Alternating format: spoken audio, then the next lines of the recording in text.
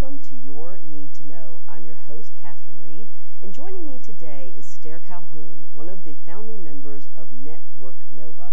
Welcome to Your Need to Know, Stair. Thank you. So Network NoVA is a new organization, and it was interesting in how it came together. You and Catherine White kind of being the core. You helped to get women organized for the Women's March. Tell us what happened after you actually managed to get women corralled together and to the Women's March, and kind of walk us through what happened after that, all the way through to the election. Well, it's kind of a long story in a short period of time.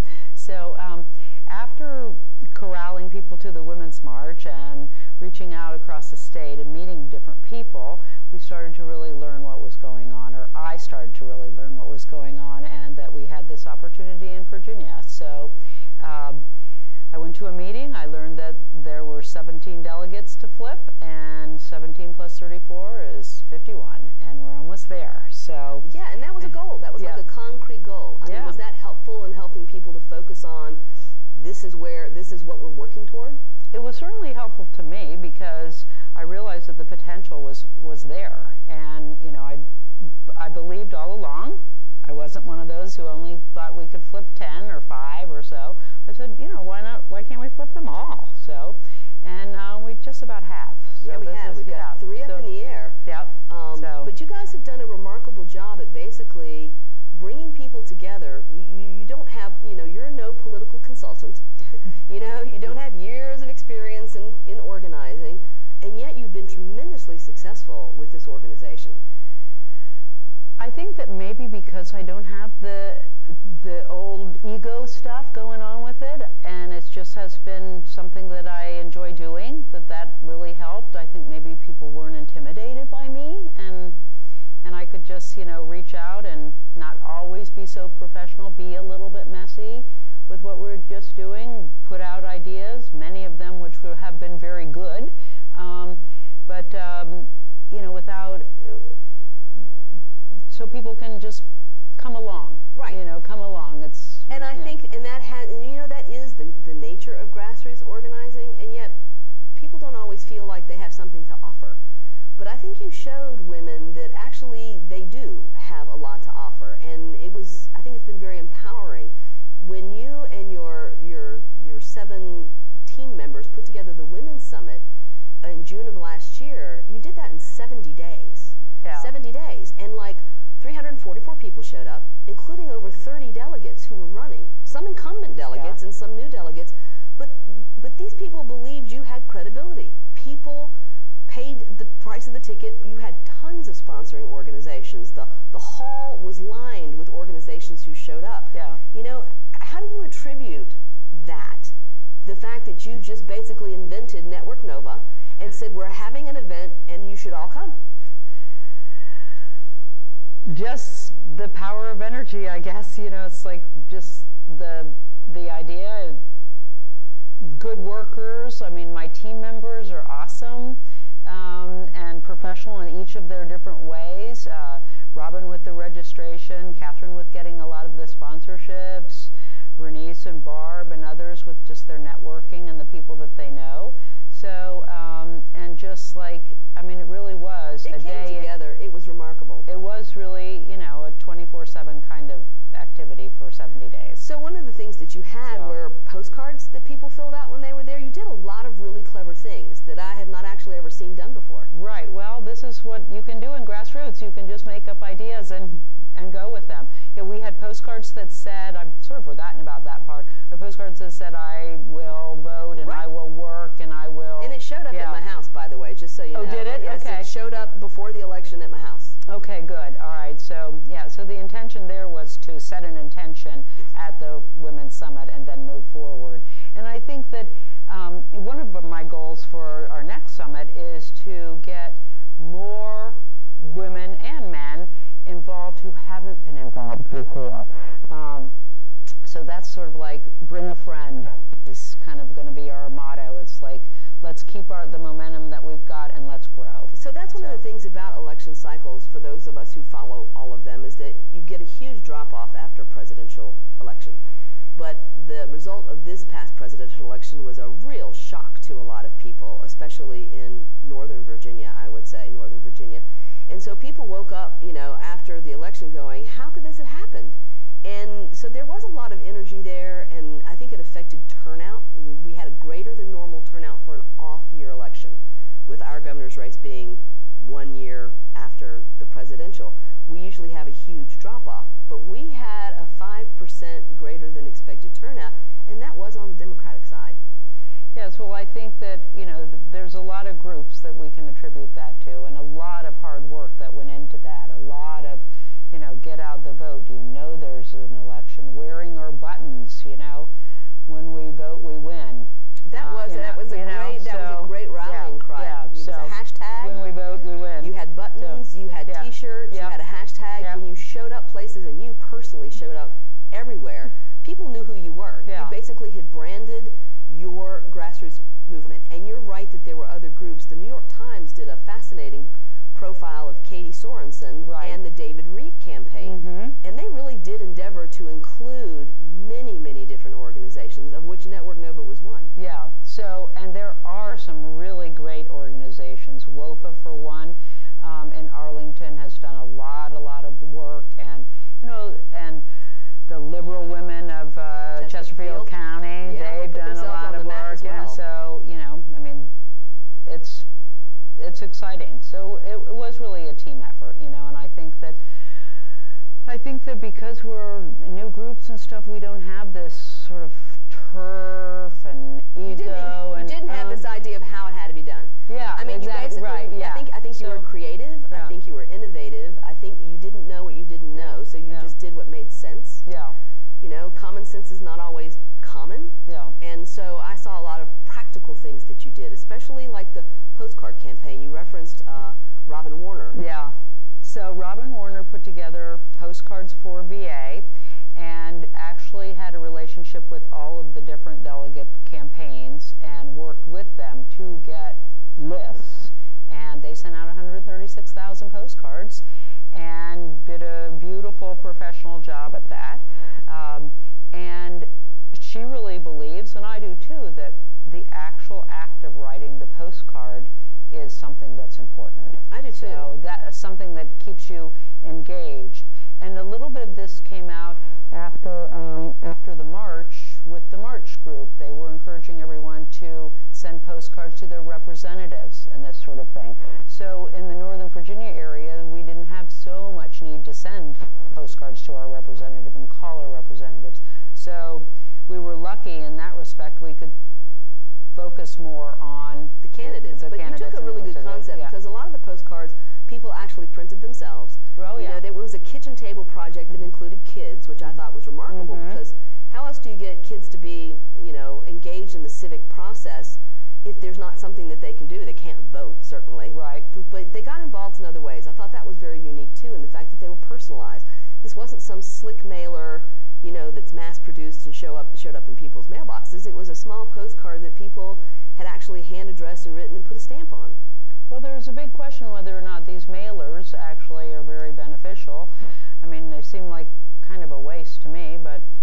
but that's the way it's always been done. So I guess that's my point. That's the way it's always been done. So. This is, candidates are told by the people who manage them or the consultants, if you're a candidate, you have to make this many calls and raise this much money and do A, B, and C if you want to win. Right. But you basically, and a lot of other groups were out there going, no, let's switch it up and try something a little new and different. Right. And you basically just did things that had not been done before. Right. And and we also did a lot of social media stuff, tried to get people engaged on social media in terms of like, do you know there's an election? Just pumping this out. Although I wonder how effective that becomes because you have your own audience in social media, and sometimes it's difficult to get out there. But we tried targeting our websites and all this sort of thing. We put together that Why VA Matters 2017. Oh, that was a great video. That was a great video. Well, the website was really well thought of. We didn't have big funds to put it together. And then we took the website and made a little whiteboard with it. So it was fantastic. Yeah. And then Catherine White did what I call the Gangs of Moms video. Yeah, which Ralph's was Gangs. Yeah, and that was kind of a pushback against the the MI-13 commercials that Gillespie ran that were just terrible, and not true, and just over the top. And so the gangs of moms, Ralph's gangs of moms, I thought that was brilliant. And again, very homemade. There's something to be said for being low budget, authentic, down to earth, homemade. Those were pictures of real people, real groups, people in the community, people who are, they weren't actors, they weren't, people who showed up to pretend to be. Yeah. I think people recognize that. Well, another thing that we had our finger in was the production of like around 17 videos for different candidates who came to my home. They were professionally photographed and videotaped for an hour. Then Christine Bachman took this content up to creatives in New York and worked with them, and they put it together with other materials and made little 90-second or 1 minute, and we put those out. So all of these little drops in the bucket add up to something. They do. Really help. So. And I thought a lot of the candidates that ran this time had very personal reasons and very interesting stories. And so they weren't necessarily running on, I have years of experience and this is my resume. A lot of people like Wendy Goditis, for instance, talked about gerrymandering as one of the reasons that she wanted to get involved in the race. And I think there were a lot of other, Danica Rome famously wants to fix Route 28. Yes. And people love the fact, her constituents clearly love the fact she wants to fix Route 28. But being the first transgender woman, potentially, to ever serve in a state legislature, focused a lot of attention on her personally, not just as a candidate who knew transportation, but as a candidate who knows transportation, who would represent a group of people who live in the Commonwealth of Virginia. Yeah. And getting those stories told. Yeah. And so that's a kind of another theme that we hope to go forward with, which the idea is like that Danica represents all of Virginia. All of Virginia. It's like we are all Virginians. So, working more towards that, which was kind of my idea when I said, let's flip all 17. I like the way you think, Stair, because it never occurred to you that it couldn't be done. And I think that infused everybody who met you, who saw your commitment, who saw your energy, who saw your focus, who saw how you organized, that you truly believed that it could be done. And for the rest of us who are like, I don't know, I've been to this rodeo before. Yeah, that's right. And also people told me, why would you want to put any energy in that person? They're not in the top tier. So, Well, I tell you, when we get back from our break, we are going to talk to Stair some more about what is coming up for Network NoVA. You know what, guys? There's a lot of tree branches and dry brush over here. We should probably move the bonfire over there.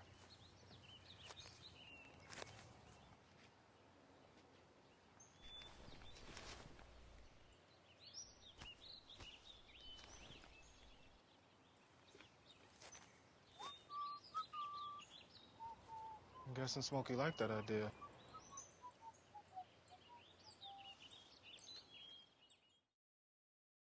I come from a big family. I'm the oldest of 6. To me, being the first person to go to college, it's like setting a standard, My little brother is 8 years old now. I challenge his curiosity. I challenge him to dream. I have to paint a picture for him that he can look up to and live up to and possibly be better than. My name is Jaquez, and I am your dividend.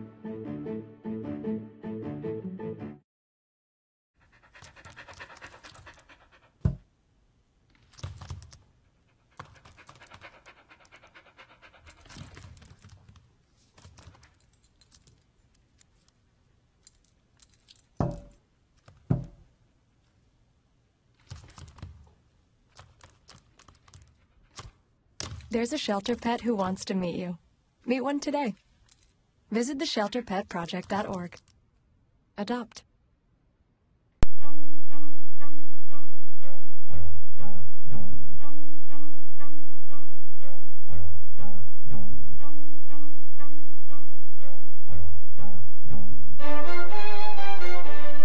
Welcome back to Your Need to Know. I'm your host, Catherine Reed, and today I'm talking with Stair Calhoun of Network NoVA.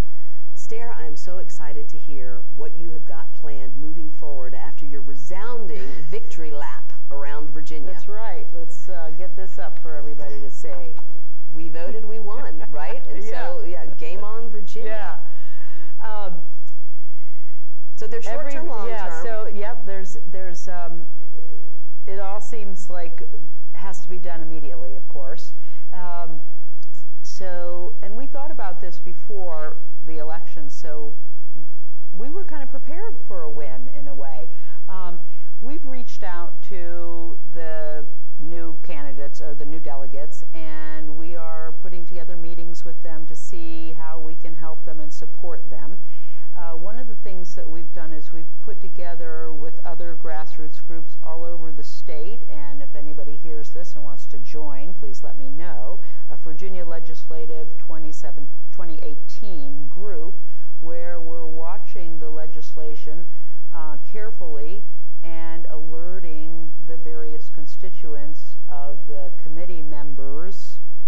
Right, and that, how they should push their right. So that is something that I care a lot about is legislative advocacy, and that's where a lot of people don't understand that once somebody's in office, whether the incumbent one or it's a new delegate, and no matter how you feel about that person, that after the election, making sure you're watching how they're voting on legislation you care about makes a difference because you are a constituent. So a lot of times constituents don't think, oh, well, why would my email make a difference? Like, what difference does it make if I call my delegate or my senator? And the fact of the matter is, every office keeps track of exactly which constituents called and about exactly what bills or legislation they called about. So it's not one phone call, it's that your phone call is one of maybe 100 phone calls that says to an elected official, guess what? The people in your district, we care about this. And I think that's going to be an important role that Network NoVA can play because you have such deep buy-in from the grassroots all over Virginia. Well, there's some particular issues that we would like to move forward with, some gun safety issues, the ERA amendment, Medicaid expansion, and a few things like this, and redistricting reform, and so we've all got our eyes on the prize. So we now have an opportunity to have a discussion, in the session about this. Right. So for our viewers who don't know, session starts January 10th. It goes to March 10th. This is a 60-day year.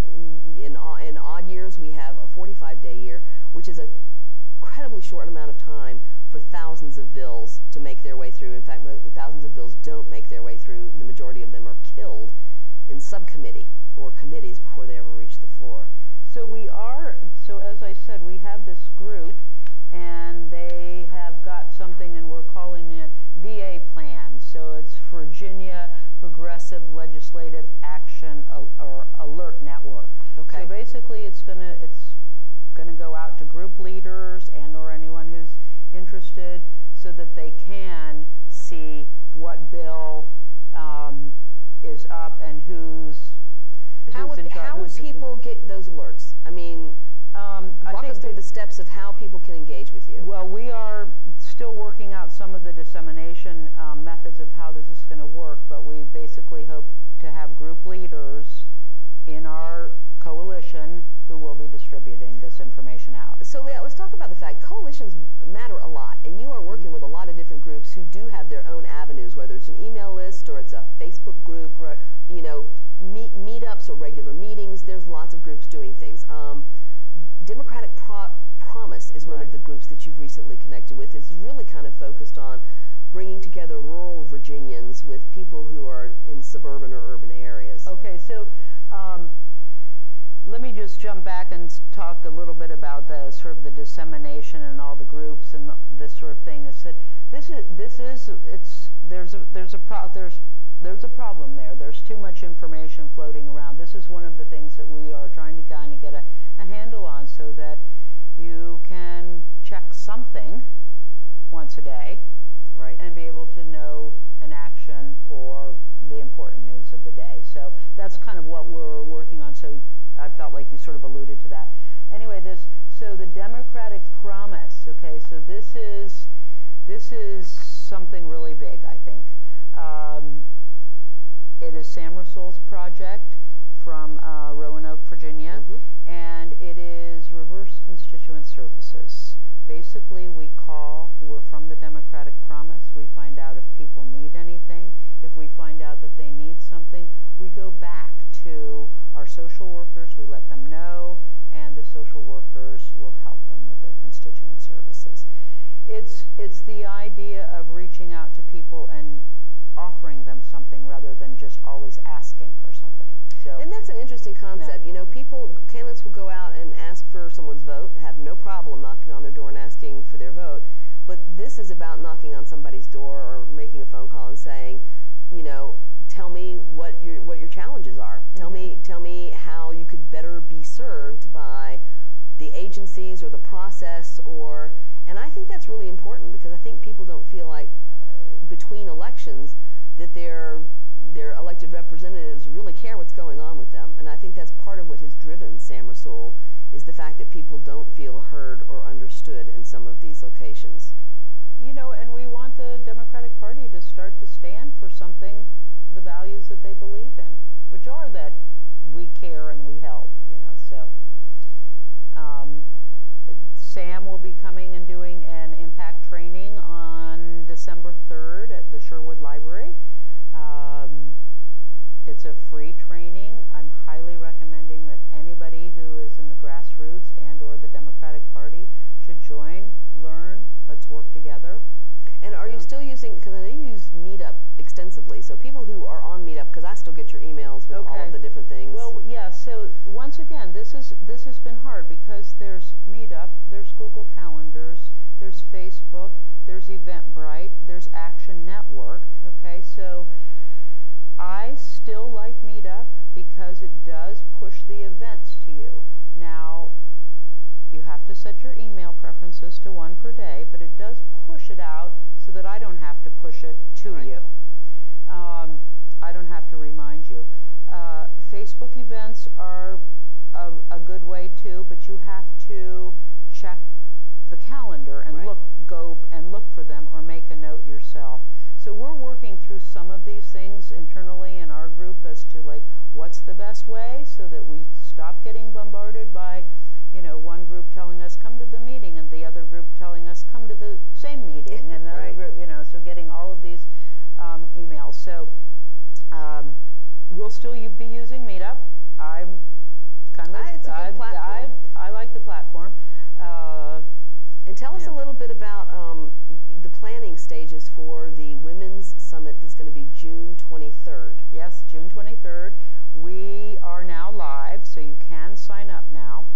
And we are just now kind of getting together. We've had a lot of ideas spinning around, and we'll be meeting this week. If anybody, you know, wants to get involved with us, they're welcome to, you know, input their ideas. So this was interesting, because you had keynote speakers in the auditorium, you had breakout sessions. So if people have an idea about what might be a timely topic, or somebody has expertise that they might be able to share, you guys are this is the time to reach out to you and say. This is the time. We're happy to get ideas. You know, we will be focusing on Democratic Promise. We will be focusing on getting out the rural vote. We will be focusing on some of the technologies that came out this last session that are so good, and who were there with us for our first summit. And we hope that Tim Kaine will be our keynote speaker, that Tim Kaine will come. I just spoke with his wife, who said that she doesn't have anything to do with his planning. His scheduler does. But still, he's up for re-election. That's right. It's an election year for Tim Kaine in 2018. Right. So there will be definitely some parallels between this past one, in that we have one major state office, statewide election. One statewide, and then we only have 11 others. Right. And so on the congressional front, you know, the districts are not well drawn. Right. The congressional districts, but you are identifying 2 possible flips, and that's the 10th and yes, well, as I think I mentioned, more than 2. Okay, so Swing Left has come out with 2, House Congressional District 10, which we all know about, and Congressional District 2. I think that we've got some chance in some of these lighter pink ones too, which are 1, 7, and 5. So I think that, you know, I personally am going to go for them, and I also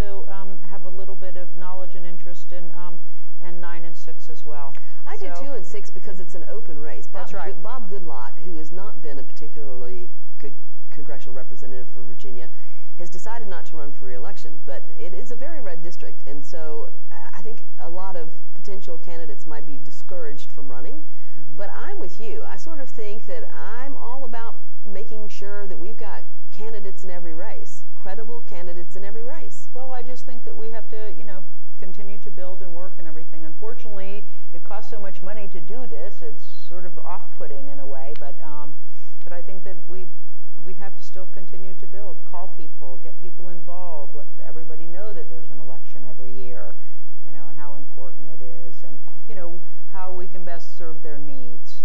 So. Well, I think you've really shown the work that you've done and the work that a lot of other groups have done have shown that one person can make a huge difference, and together small communities can do small things that have a big impact. I think getting the voter turnout, that 5% extra of voter turnout that nobody was expecting, made the difference. And I truly believe that women were driving a lot of this. And I know that Maggie Luca gave Brad Comar, who was Ralph Northam's campaign manager, kind of a hard time, because when they had an event sponsored by VPAP, Mark Roselle and Chris Levitt and Brad Comar sat on that stage talking about all the things that affected the election, and none of them said that it was about women. Right.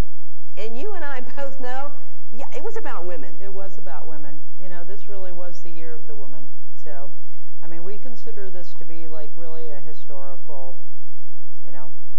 It's like January 20th was historical. It was the Women's March. That was the spark that truly ignited a movement in Virginia. Yeah. And I want to say that there are activities planned for January 20th which do not have to do with marching, but rather with action and education. So watch for those. We will watch for those. Okay. So thank you very much for being here, Stair. Get involved. There's lots of ways to get involved. We've gone over some of them here with Stair, but this is the time to act, and this is the information that you need to know.